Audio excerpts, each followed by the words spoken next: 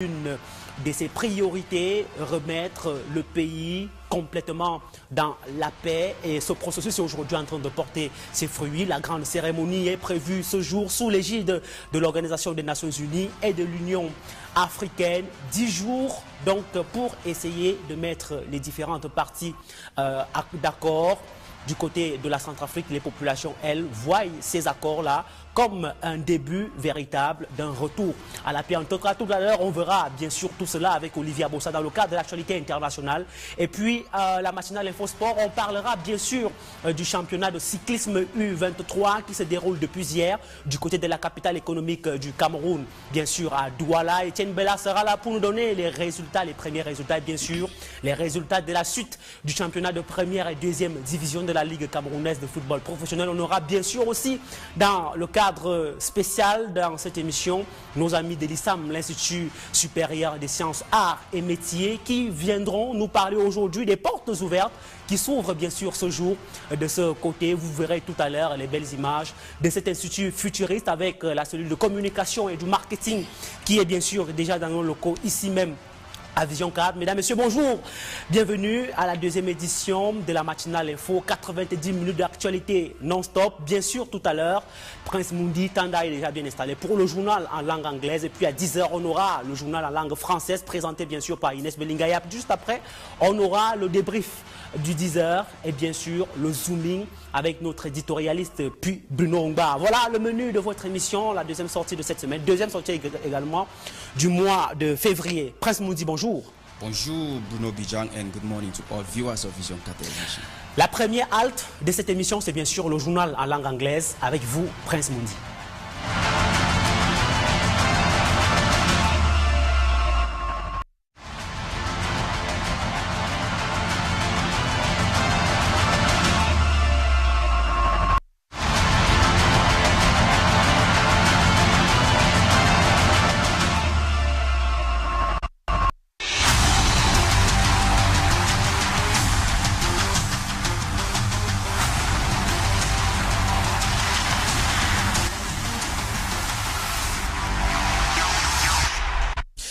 Good morning once more, televiewers, and welcome to the 9 a.m. news on VISION4 Television. We begin the news with the story where the Minister of Forestry and Wildlife, Gilles Doré Ndongo, will today preside over the graduation ceremony of some 45 Eco Guards who have been training at the Kutaba military camp. They have been undergoing a 45-day training to equip themselves with military techniques. The ceremony will take place at 10 a.m. and this will mark the end of the minister's two-day working visit in the west region of Cameroon. Out of the Forestry and Wildlife Affairs, let's now talk issues related to health, where the Minister of State, Minister of Higher Education, Professor Jacques Famendongo, has declared that a concours will be launched in the days ahead to recruit medical doctors trained from private higher institutions in Cameroon. He was speaking yesterday when he was graduating some students from the Nkondom Higher Health Training Institute of Technology in Yaoundé.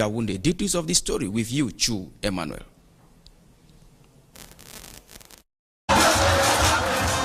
The 1,046 graduates of regular students and 111 other private graduates obtaining lessons while already working constitute the 57th batch of the Yaoundé Higher Teacher Training College. While receiving their certificates in the multipurpose sports complex, the graduates expressed their readiness to dispense the professional skills they have acquired. Zimbabwe expect to come out like this.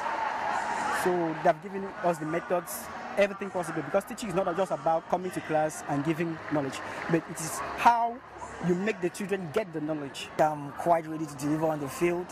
I think it's been 3 years of an amazing experience, and I'm just so happy to get to the field and impact the society with what I got from school. I'm very anxious to what is awaiting me on the field. The laureates are equally set to move to whatever part of the country they are sent to teach. It's my country. I feel at home everywhere. I'll be ready to go anywhere. So I'm ready. I think that's one of the dictates of patriotism. So I think I'm ready to get to any part of this nation to teach. Part of the part of the country I'm ready to go to. For others, they are happy having graduated and ready to hand down knowledge, but are worried if sent to crisis zones. If I am sent to teach in the Southwest or the Northwest, will my security be ensured? That's my greatest worry. And if something can be done about that, I think I will happily go to the field.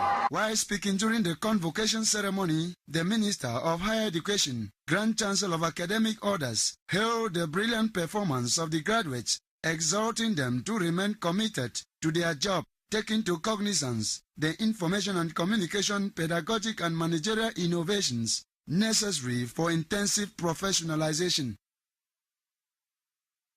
Yeah, sorry for that mix-up. We were expecting the report where the Minister of State, Minister of Higher Education, Jacques Famenongo, was awarding certificates to medical students graduating from the Nkondom Higher Institute of Health Technology.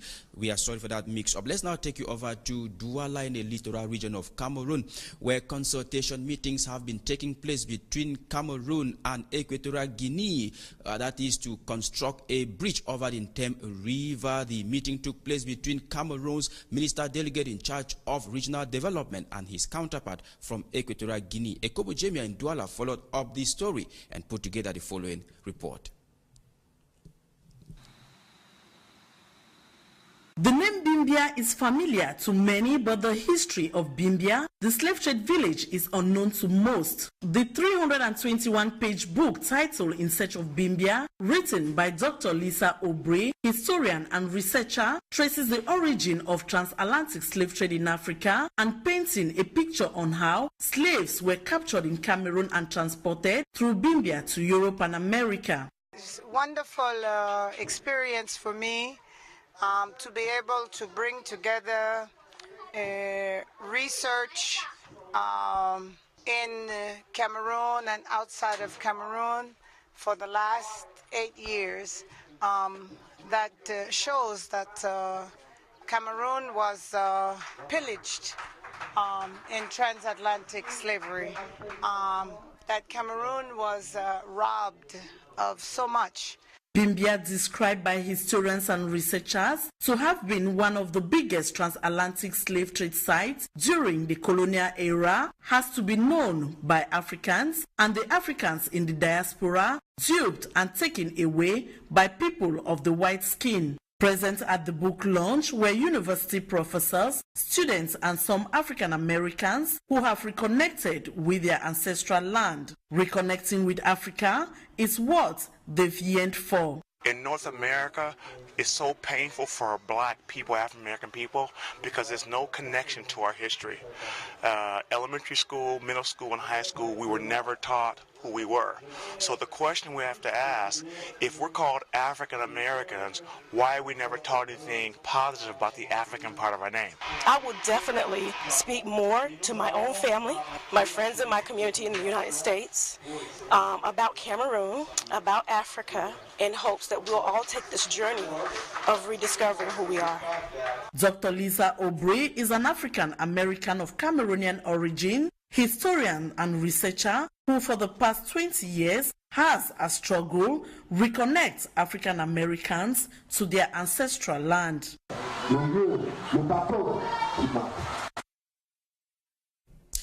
Let's now talk other issues where the first ever General Conference of Decentralization Stakeholders in Cameroon will take place from the 6th to the 7th of February 2019. This is a substance of a press briefing which took place yesterday in Yaoundé, organized by the Minister of Decentralization and Local Government, Georges Elanga Obam. Details in the following report.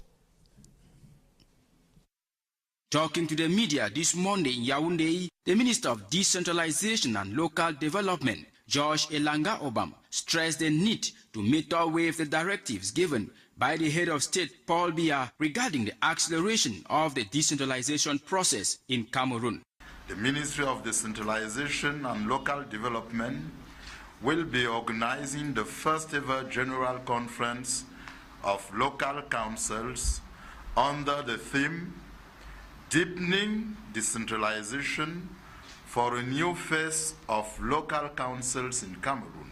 It's against this backdrop that there is an urgent need to bring all decentralization stakeholders together from the 6th to the 7th of February 2019 to chart the way forward on how to take the process to the expected level. The purpose of the conference is to take stock of the situation of councils in order to give a new impetus through a participative approach which will bring a new dynamics in the organization and functioning of local and city councils.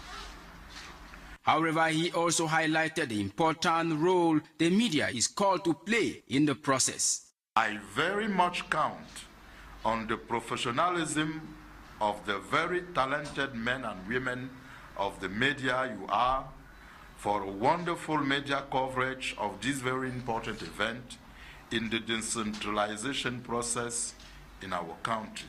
It should be noted that the government has increased the budget reserved for local councils from 5 to 36 billion francs CFA beginning this year, 2019, and this process will be given more impetus. We move you back to the littoral region of Cameroon, still in Douala, where traders in the Mbopi market yesterday embarked on a strike action. The traders are complaining of high rents in the market, frequent electric cuts, and the rate of insecurity that is in an increase. Lorian Gameni in Douala followed up the story for us to follow. This is Marché Mbopi, Monday morning. All shops are closed and traders gathered somewhere in the market. The only items visible here are the placards bearing diverse messages on the reason why they embarked on a strike action. On these placards, one can read, "No to the construction of an electric transformer in the heart of our market. No to the withdrawal of our attribution by the Douala City Council to be replaced with contracts of occupations." Information got on here on Friday that some people just come and create a society to control the market. We are surprised to see that they are here imposing some certain price to the traders to pay in their shops, and even wanted to take the electricity on their own base and put a transformer in the market. So by suddenly the customers or the businessmen, they don't want the ideas. It should be recorded, another reason which caused the anger of these traders is last Monday, January 22nd, they were holding a general assembly to skill vendors on the 2019 law on finance. Unfortunately for them, their meeting was interrupted by enemies of the Douala City Council, whereas the holding was earlier authorized by the divisional officer of the Douala 1 subdivision. The angry traders testify they are not ready to reopen their shops unless they get an order from the president of their trade union. We have the traders association. We're waiting for them to take a decision to tell us if we can open or we cannot open. We cannot take any decision on our own. We're waiting for them. We are controlled by a leader in the market, and we must walk on their footsteps. But it does not mean that if she's not around, there's not a president to take control, who also has a leader to take control. If the leader is not there, there will be another person to take control. Marché Mbopi is amongst one of the biggest markets of Central Africa, specialized in the sale in bulk of kitchen utensils, artificial hair, and imported breweries. The closure of shops in this market today could affect business activities of retailers in other markets of the city of Douala. We remain in Douala, where Lorian Gameni is still telling us that some widows in that part of the country are currently undergoing a capacity workshop seminar where they are building their skills on how to be able to take care of themselves despite the absence of their husbands. She completes this story once more. It is often very difficult for a woman to continue managing the family when she loses her husband. It's even more difficult when she does not have access to work left by her late husband. It is rather unfortunate, but it is the case with most widows in Cameroon, especially when it comes to obtaining a land title on a piece of land their husband owned. They have to walk from one office, meeting one person to another, passing through traditional rulers, at times being robbed. It is with a goal to inform and sensitize widows on their rights that the Association of Female Jurists, alongside traditional rulers of the Sawa custody, including the administration of land tenure, are meeting in Douala. We're very happy because the state has answered our prayers. And as you're talking about the widows, their situation is lamentable, and that of women in general. And the population is over 52% women, and you cannot emerge leaving out 52% if they are not participating. And if they don't plant things like pears and mangoes and all those citruses, which take years, if they don't have their own land, they cannot plant it, and so the products will not have the quality that we need to export. And so this is emergence, and so we're happy that the state has listened to us and that we were working towards access to land by women. The exchange also serves as a means for the widows present to launch a clarion call to administrative authorities to extend a helping hand and review the 1974 law on land tenure in Cameroon. The ladies of the Association of Female Jurists continue their campaign in all neighborhoods of the city of Douala.